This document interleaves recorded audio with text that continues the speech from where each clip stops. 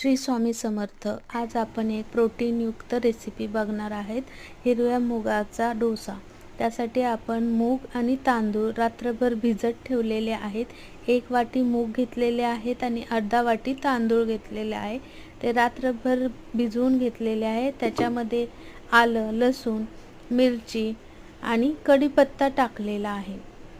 ही recipe डाएटसाठी सुद्धा खूप छान आहे। याच्यामध्ये भरपूर प्रमाणामध्ये प्रोटीन आहे। त्याच्यामध्ये आपण पाणी थोडंसं घ्यायचं आहे, म्हणजे ते चांगलं बारीक होईल।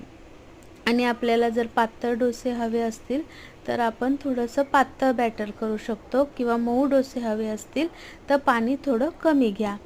याच्यामध्ये आपण हे बघू शकता तुम्ही बॅटरची कन्सिस्टन्सी कशी आहे। त्याच्यामध्ये आपण चवीनुसार मीठ टाकणार आहोत आणि एका बाजूला आपण तवा गरम करत ठेवणार आहोत। तवा चांगला गरम झाला की त्याच्यानंतर आपण त्याच्यावरती तूप टाकू शकतो किंवा तेल टाकू शकतो आणि त्याच्यावरती आपण डोसा चांगला भाजून घ्यायचा आहे। हे बघू शकता, अशा पद्धतीने क्लॉकवाईज पळी फिरवायची आहे आणि मोठा डोसा करून घ्यायचा आहे। एकदम क्रिस्पी डोसा होतो अशा पद्धतीने केल्यावरती। त्याला चांगल्या कडा सुटेपर्यंत भाजून द्यायचा आहे।